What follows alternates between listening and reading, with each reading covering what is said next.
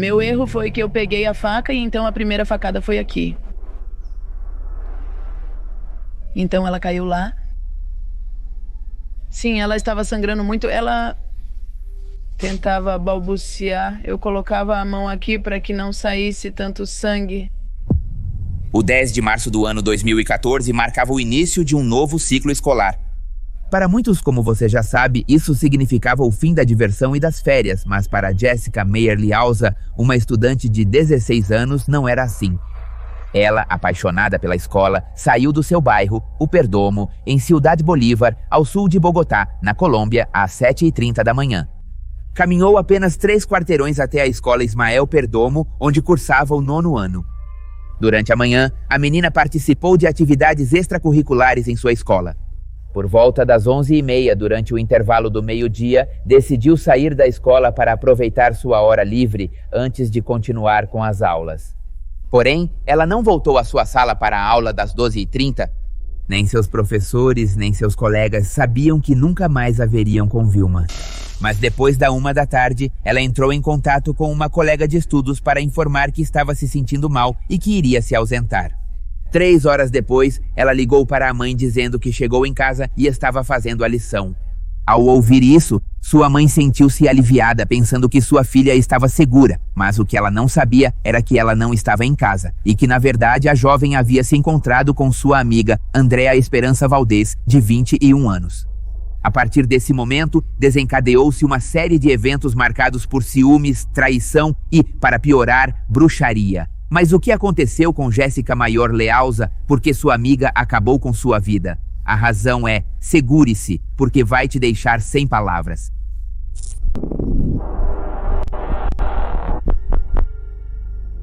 Antes de abordar os eventos do dia em questão, é essencial entender a relação entre ambas as jovens e como chegamos a uma situação tão trágica, ou bem, digamos, entre uma jovem e uma menina. Jessica vivia com sua mãe, seu padrasto e seu pequeno filho em um apartamento no 1º andar, muitas coisas juntas. Ela era minha cúmplice, minha parceira, minha parcela, tudo.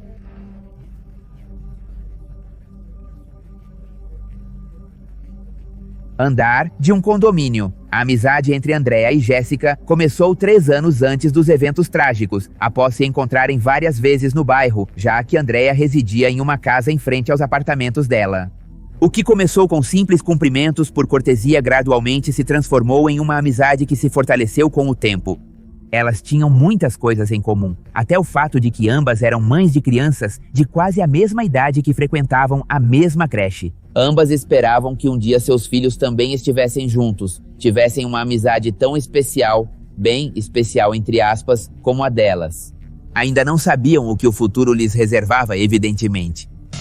As jovens costumavam sair para dançar juntas, beber álcool, consumir substâncias ilegais e até mesmo roubar em pequenas lojas, escondendo seus espólios em uma casa semi-abandonada que pertencia à mãe de Andréa. Este lugar se tornou seu refúgio, onde compartilhavam todos os seus segredos. No entanto, Jéssica escondia um segredo muito grande que acabaria por terminar a sua amizade. Nossa amizade começou assim, certo? Normal? Confiança, né? O que não... Hoje em dia penso assim, não, o que não devemos fazer as mulheres, né? Que ter e trazer o cúmplice ou a amiga, a sócia, né? A parceira, para casa, menos se você tem seu parceiro e seu lar estável, certo? Sua amizade estava prestes a enfraquecer. O ponto de virada ocorreu quando Jéssica revelou a Andréa que um apartamento no 2º andar ficaria disponível porque um vizinho iria se mudar. Emocionada com a possibilidade de estar ainda mais perto, também sugeriu que ela se mudasse para lá. Andréa, entusiasmada, aceitou a proposta e se mudou com seu filho e marido. Isso fortaleceu ainda mais a amizade, mas duraria pouco. A proximidade fez com que Andréa começasse a perceber que a gentileza de Jéssica em relação ao seu marido estava ultrapassando um limite que faz parte do código não escrito na amizade. Os amigos não flertam com os parceiros de seus amigos. No entanto, Andréa deixou passar, pensando que eram suas inseguranças que estavam fazendo ela acreditar nisso. Ou isso ela pensou, porque dias depois, quando se reuniram para beber na casa abandonada, tudo viria à luz. Depois de beber e fumar, ambas estavam imersas numa nuvem de substâncias. Nesse estado, Jéssica não conseguiu mais suportar o peso de seus segredos e, entre risos e brincadeiras, confessou a Andrea que estava saindo com Jonathan, seu marido. Quando Andrea ouviu a confissão, não acreditou e começou a rir às gargalhadas, pensando que era mais uma das brincadeiras que costumava fazer. No entanto, Jéssica não estava rindo. Seu rosto sério mostrava que desta vez não havia finalização em sua piada. E quando a vejo bem decidida sobre o que está me dizendo, eu pergunto e começo a perguntar por quê. O que você sente? Desilusão? Raiva? O que aconteceu aí? Como uma queda total, como uma tristeza. Quando os pais de Jéssica chegaram ao apartamento e a noite do dia 10 de março avançava, eles se surpreenderam ao não encontrar nem a filha, nem o neto em casa. Imediatamente entraram em contato com a creche e ficaram ainda mais surpresos ao descobrir que o neto ainda estava lá, esperando que a mãe o buscasse. Essa situação deixou o casal profundamente desconcertado, pois Jéssica nunca havia abandonado seu filho, fruto, aliás, de um relacionamento anterior com um soldado profissional.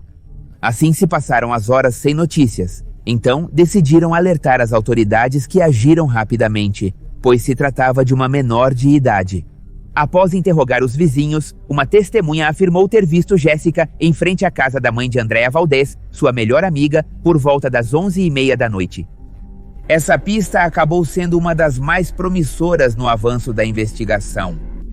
No entanto, naquele momento, as autoridades não imaginavam o que o dia seguinte lhes reservaria às 7 da manhã, quando os vizinhos informaram a linha de emergência sobre uma mala suspeita encontrada em uma área florestal no bairro El Progresso. Apesar de sua inquietação, eles não ousaram abri-la por medo de descobrir algo perturbador dentro dela. E eles não estavam errados, porque membros das forças de segurança chegaram ao local onde a mala estava abandonada. Ao abri-la, um cheiro nauseante emanou de dentro dela, vindo de algo coberto com um lençol branco. Ao retirar o tecido, descobriram o corpo sem vida de uma jovem com cabelo liso e preto. No entanto, a principal pista que confirmava a identidade da vítima era o uniforme escolar que ela estava vestindo. Os investigadores se deslocaram até este lugar, até a escola, que aparecia no logotipo do uniforme, e após obterem uma fotografia da estudante, confirmaram a triste notícia de que se tratava de Jéssica. Ninguém podia acreditar quem seria capaz de fazer isso com uma adolescente, com uma menina. Muitos tinham dúvidas e até pensaram que poderia ter sido algum malfeitor que cruzou seu caminho, mas as autoridades tinham uma pessoa na mira, alguém muito mais próximo do que muitos imaginaram. E o que me ajudou a ter tanta força para poder fazer isso? A dor, a raiva e o desespero, não querer meter minha mãe em problemas. Graças ao testemunho da última testemunha que a viu viva, a polícia procedeu a vasculhar a residência semi-abandonada onde Jéssica e Andrea costumavam se encontrar. No local, encontraram evidências do crime que haviam tentado ocultar, incluindo rastros que haviam sido limpos com produtos de limpeza. Na casa também foram encontrados rastros vermelhos concentrados em um quarto e espalhados por outras salas. O anterior foi descoberto graças a estudos com luzes especiais que os forenses usam para revelar as perturbadoras manchas de um crime perturbador, de um crime sangrento. Foi assim que a melhor amiga de Jéssica, aquela em quem confiou durante anos, se tornou a principal suspeita de sua perda. Imediatamente começou a ser procurada pela justiça porque aparentemente havia fugido. No entanto, na quinta-feira, às 6h40 da tarde, apenas 2 dias após o ocorrido, ela mesma decidiu se apresentar à delegacia e reconheceu sua autoria no caso, mostrando-se arrependida. No entanto, ela não aceitou as acusações de homicídio agravado que a promotoria lhe atribuiu. Segundo ela, foi em legítima defesa. Mesmo assim, ela foi presa enquanto a investigação prosseguia. Tudo o que se faz se paga, certo? Portanto, eu mesma decidi? Vou pagar por isso. Eu me entreguei, deixei a menina com a avó paterna. Eu comento com ela o que aconteceu. Ela também não entendia. Eu apenas digo a ela que cuidei muito bem da menina. Os detetives acreditavam que a menor de idade tinha mantido um relacionamento secreto com seu marido e que se vingou por essa traição. Além disso, eles suspeitavam que ela não tinha agido sozinha. Este incidente parecia ser obra de mais de uma pessoa. Por isso, a promotoria emitiu 2 mandados de prisão contra sua mãe, Esperança Contreras, e o irmão Victor Valdez, como cúmplices de Andrea. Como era de se esperar, os suspeitos não estavam em casa quando a polícia invadiu. Ambos viajaram por terra até Tolima. No entanto, algumas semanas após os eventos, eles pararam sua jornada e se esconderam em um hotel em Quindío, sem saber que as autoridades estavam seguindo seus passos de perto. A polícia esperou até que eles baixassem a guarda e foram capturados dentro do hotel completamente desprevenidos. Durante toda a viagem de volta a Bogotá, os oficiais se sentiram desconfortáveis com a presença da senhora no banco de trás, que durante todo o trajeto fez orações com palavras estranhas do que parecia ser uma língua ancestral. Acontece que a mãe de Andrea era conhecida em seu bairro como praticante de bruxaria, mas não de magia branca, aquela que ajuda os doentes e a conseguir trabalho. Supostamente a mulher fazia magia negra para prejudicar outras pessoas. Muitos vizinhos não tinham a menor dúvida de que ela havia participado na morte de Jéssica em um ritual obscuro para afastá-la do marido de sua filha. E as autoridades acreditavam que Andrea também praticava artes obscuras ou bruxaria, assim como sua mãe, Santiago Amaya Nazar, psicólogo com mestrado em avaliação psicológica forense e penitenciária e também diretor acadêmico da Associação Colombiana de Criminologia, explicou que a criminosa poderia apresentar um transtorno de personalidade esquizo como possível explicação para a tendência à bruxaria e comportamento violento. Segundo o especialista, um pensamento esotérico por si só não implicava maior probabilidade de comportamento violento, mas, junto a um transtorno mental, poderiam ocorrer atos como o assassinato, como se acredita que foi o seu caso. Na primeira audiência pelo crime de Jéssica, antes de entrar na sala, Andrea afirmou que era inocente. Contudo, os investigadores pensavam o oposto. Matei minha amiga. Eu digo assim, você tem certeza? Você não imagina quantos anos eles vão te dar pelo que você está me dizendo? Mas o que aconteceu? Como Andrea chegou a tirar a vida de sua melhor amiga? Agora estava nas mãos da justiça avaliar as provas e determinar as responsabilidades de mãe, filha e irmão neste crime que chocou todo um país. Segundo a reconstituição dos fatos elaborada pelos investigadores, o crime ocorreu na noite de segunda-feira, horas depois de a estudante desaparecer após sair de sua aula. As primeiras averiguações indicaram que Valdez teria assassinado a colegial após atacá-la com uma arma branca e que o fato teria a ver com um episódio de ciúmes. A polícia acreditava que a mãe desta mulher, por meio de rituais de santeria, teria descoberto que a melhor amiga de sua filha queria lhe tirar o marido. Por isso a convenceu de que deveria se livrar dela se quisesse manter sua família unida. Que bruxaria, mas não, nunca. Sou muito crente no meu Deus. Dele é o único que tem poder e controle sobre todos nós. Canto isso como para aumentar. Volto e digo como para despertar o morbo dos seres humanos, certo? E aí Humilde moradia do bairro, permaneceram durante toda a tarde e até a entrada da noite, conversando como sempre sem dar nenhum indício para Jéssica de que algo ruim estava prestes a acontecer. Depois, de um momento para o outro, a mãe e o irmão teriam se juntado à reunião.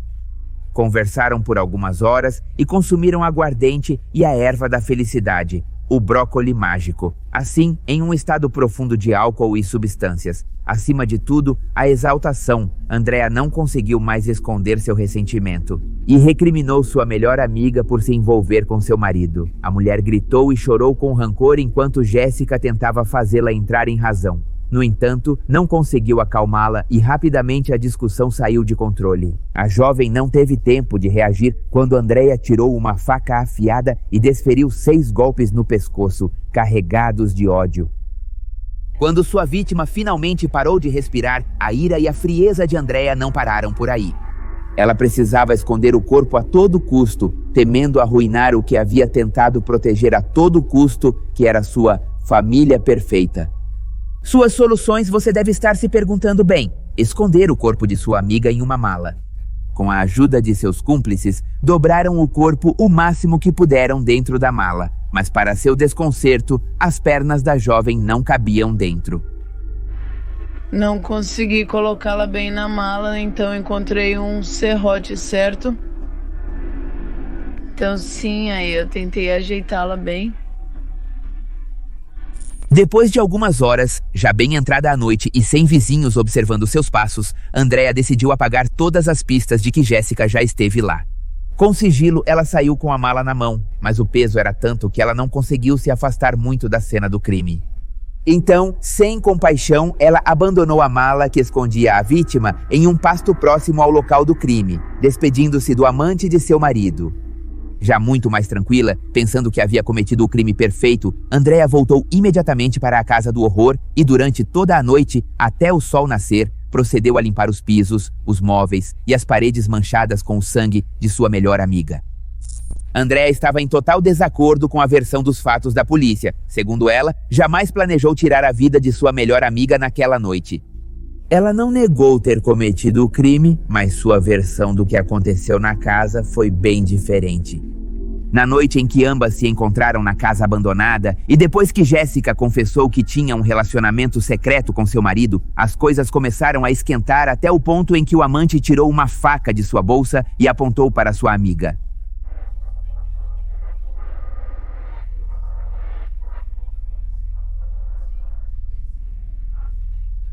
Caminho.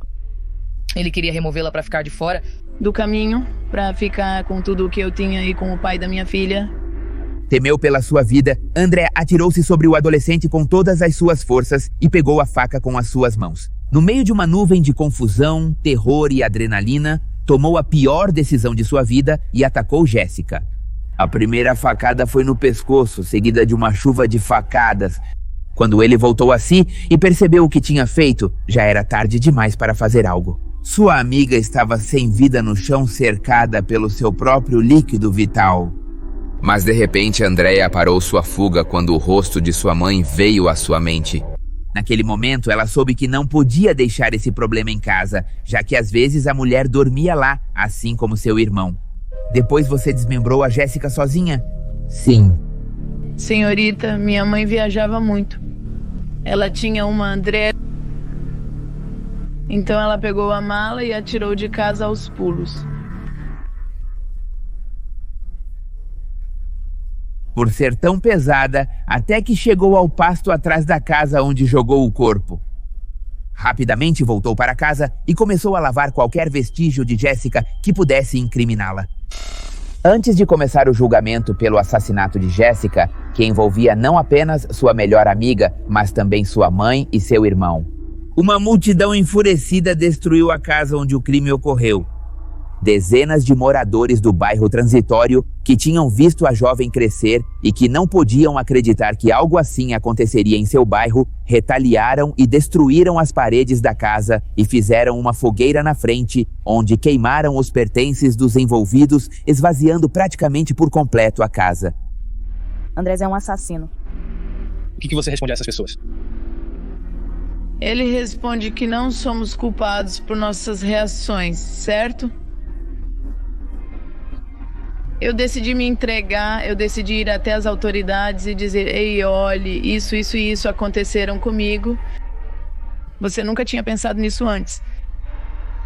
Foi algo que saiu do meu controle, foi algo que eu nunca premeditei.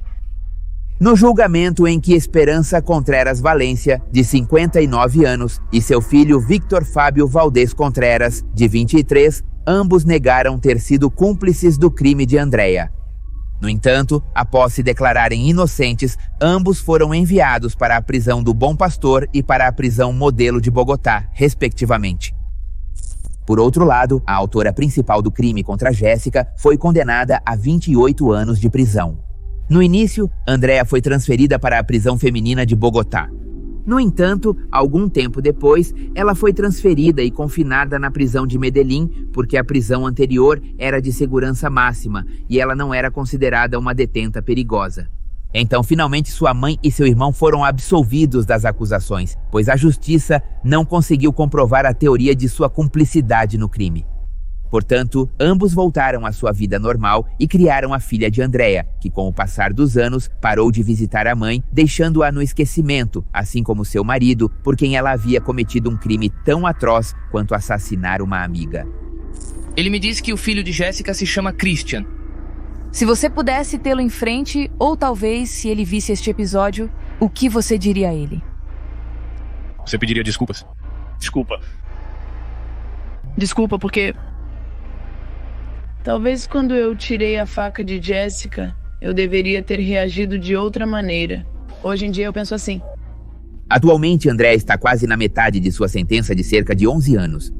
Ela ainda insiste que foi em legítima defesa e que se não fosse Jessica, ela teria sido a vítima naquela noite.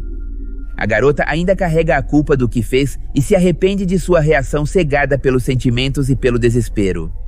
Segundo ela, seu tempo na prisão não foi fácil. Andrea não compartilha cela com ninguém e está em uma cela exclusiva para ela, isolada dos demais, resultado das agressões, do assédio constante das outras detentas e, acima de tudo, da culpa. Andrea tentou tirar a própria vida. Embora ainda tenha metade de sua sentença a cumprir, Andrea sonha em ensinar nas escolas quando for livre, para que os jovens não cometam os mesmos erros que ela, que não se deixem levar pelos impulsos, ciúmes e ressentimento como ela fez. Que eles vão deixá-la fazer isso, eu vejo como complicado. Mas mesmo assim, não sabemos se o relato dos fatos por parte da mulher são verdadeiros, se realmente foi em legítima defesa ou se foi um crime que envolveu traição, vingança e até bruxaria. Ainda assim, seja qual for o motivo, Andrea cometeu um dos piores atos, que foi tirar a vida de sua melhor amiga.